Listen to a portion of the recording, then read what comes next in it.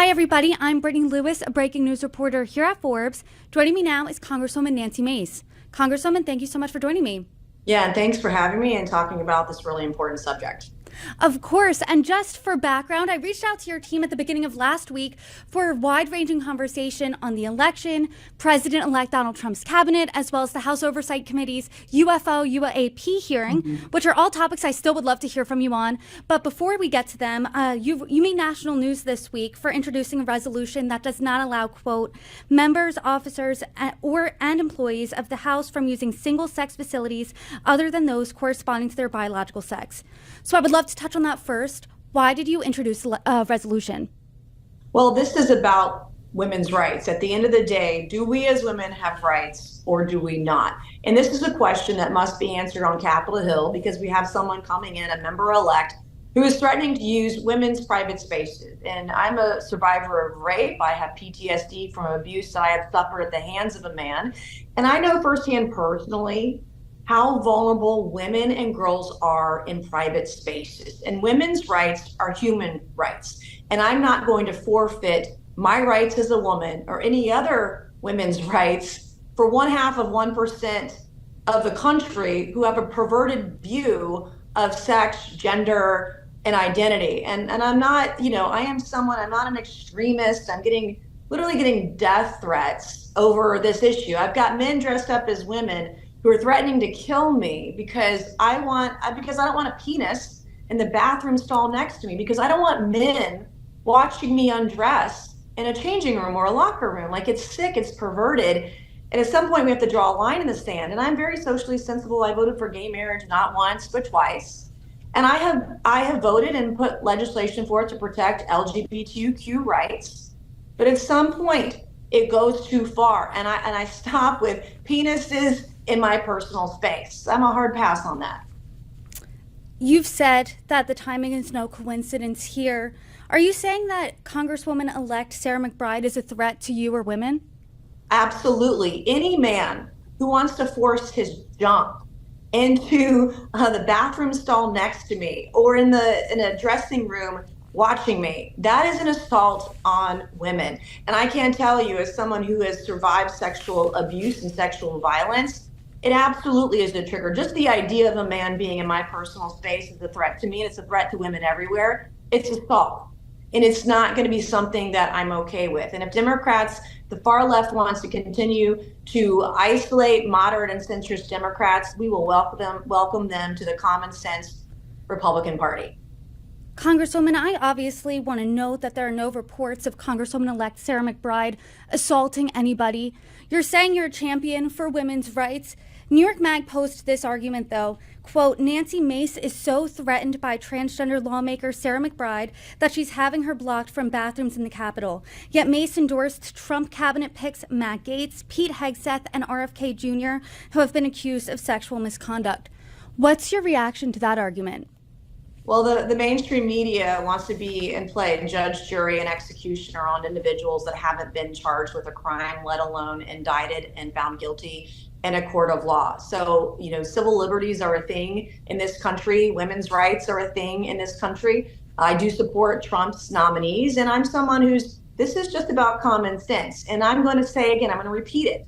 A man who wants to force his genital into women's spaces, locker rooms, bathrooms, dressing rooms, that's an assault on women. This is a war on women. And it's a fight that I'm going to take everywhere across the country to protect women and girls.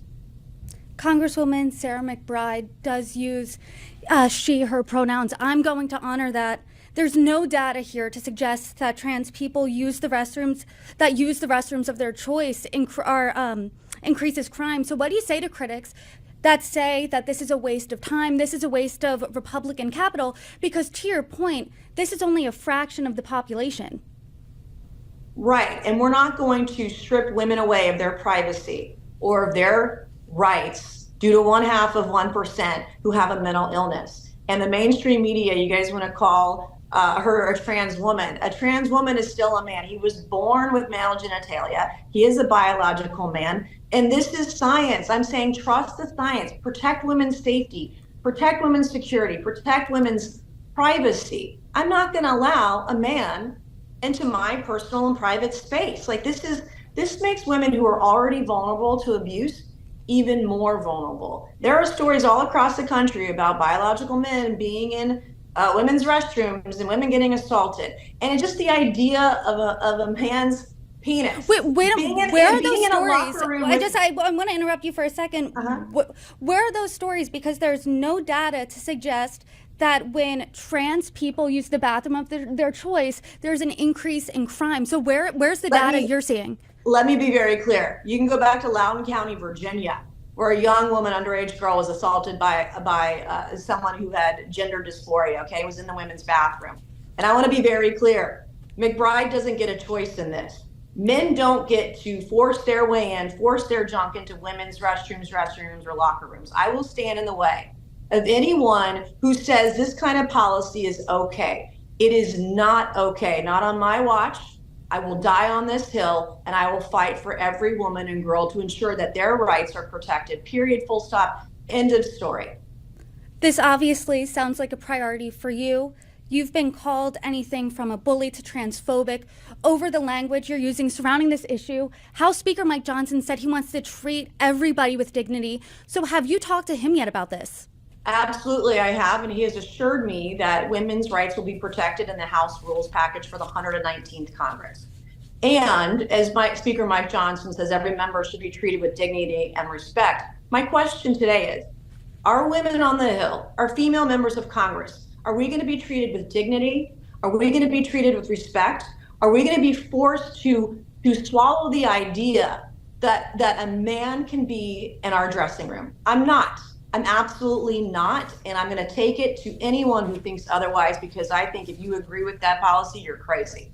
I think you're insane, and I think it's absurd, and I'm going to fight harder than ever. In fact, I'm right now filing a bill to extend these rights nationally to everywhere, every federal property in the United States of America, and I'm not going to stop there. You're going to keep going. You're not stopping. You've said full stop plenty of times here. Do you think this is going to pass, though? Because even a Republican Congressman, Tom Cole, reportedly said this: "I'm not getting involved in a bathroom debate. It's not what I came to Congress for." And that, quote, "we ought to be doing disaster relief and appropriations bills." Is this going to pass? I'm going to put every man on the Hill and in Congress, I'm going to put it on the record. Where do you stand? Do you protect your female colleagues up here or not? Do women have rights or not? And I'm going to force them to put it on the record. And have you spoken to Congresswoman-elect Sarah McBride yet? She posted this after you introduced your resolution. "This is a blatant attempt from far right-wing extremists to distract from the fact that they have no real solutions to what Americans are facing. We should be focused on bringing down the cost of housing, healthcare, and childcare, not manufacturing culture wars." This is not a manufactured cultural war. This is a reality that people have to live with every single day. And look, Sarah McBride called me an extremist this week. That kind of violent rhetoric is getting threats on my life. I've had multiple threats from biological men, trans women, whatever the hell you want to call them, who want to kill me because I disagree with penises in women's spaces. So that kind of rhetoric is harmful, and it's put me and my family in jeopardy. In fact, I talked to the Capitol Police this morning because of the threats I'm receiving. This is not okay. This is about rights of women. Do we have them or not? Or are we going to fight to protect them? Do you think your language is, I know you're saying you're receiving threats. Do you think this is, conducive to trans people? If you have a trans constituent and they're listening to you right now, what are they thinking? I have plenty of constituents of all kinds, all orientations, all the things. I have voted to protect LGBTQ rights. I have voted for gay marriage not once but twice. I'm very socially sensible, but I'm absolutely going to draw a line in the sand at the absurd idea that men can force their genitalia into women's bathrooms, locker rooms, sports teams. It's not a thing. It's never going to be a thing. Not on my watch. It's not going to happen. Well, there have been a lot of issues, and I want to pivot to them as well, that voters care about. The GOP won the House, the Senate, as well as the White House. Top issues facing voters are the economy, immigration, inflation. Is this a top priority for you in the next Congress? Oh, absolutely. And I will be the first one to tell you, Republicans, just like Democrats, have gotten into the issue of spending. They've spent more than we can afford.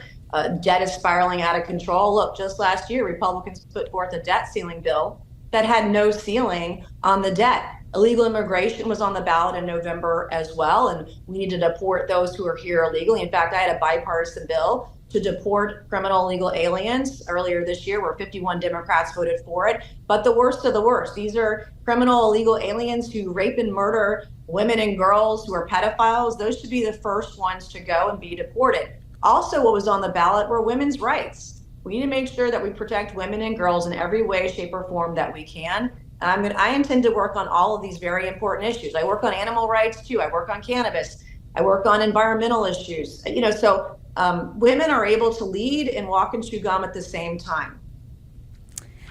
I want to get back to prices here because the economy, as we said, top issue facing voters. How are you going to work to lower prices next term? Well, number one, I've never voted to raise your taxes. I've voted against all these out of control spending measures. I've voted against every omnibus, minibus, all the buses. I voted against out of control continuing resolutions. I actually have a bill called the Penny Plan that would balance the federal budget in 5 years by cutting 5.5 cents on every future dollar the federal government spends. And after you do that for 5 years, you balance the budget and you can increase spending by over 10%, 10% and change every year thereafter. And so there are different options out there, different legislation, different bills. If we can't do it in 5 years, I'm open to negotiating a deal that balances the budget in 10 years, 15 years. Can we do it in 20? It's something that we really have to think about. We have to cut spending. We have to lower taxes, especially for the middle class, and get back to common sense principles. It's just like deporting these criminal illegal aliens. We also need workers in this country. So let's put a program in to incentivize people to come here legally on a worker visa to fill the jobs that we need. And just you follow the law. And this isn't hard. It shouldn't be hard, and it shouldn't be controversial either. President-elect Donald Trump won the election 2 weeks ago, and since then he's been busy nominating members for his cabinet. Some of your colleagues are nominees, including Congresswoman Elise Stefanik for UN Ambassador, Congressman Michael Waltz for National Security Advisor, and now former Congressman Matt Gaetz for Attorney General. Can you talk to us about working with these colleagues? What was your experience like, and do you support them in these new roles should they be confirmed?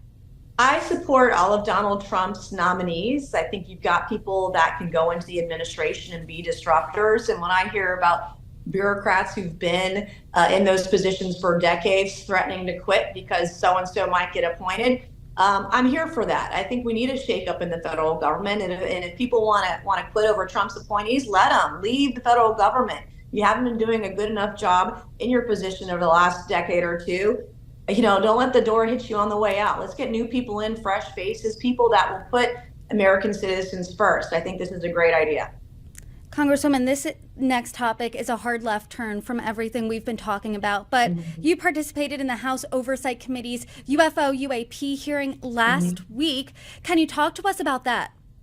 Yeah, absolutely. This is a topic that interests me for a number of reasons. The American people, number one, have been lied to by the federal government. So whether you're a skeptic of UAPs or you believe in extraterrestrial life, you're somewhere in between. We know that the federal government has lied to Congress and that they've misled the American people. So for example, this federal agency called AARO, who's in charge of debunking and looking at UAPs and other things in that realm, they put a report out this year that said every unidentified aerial phenomenon has been debunked.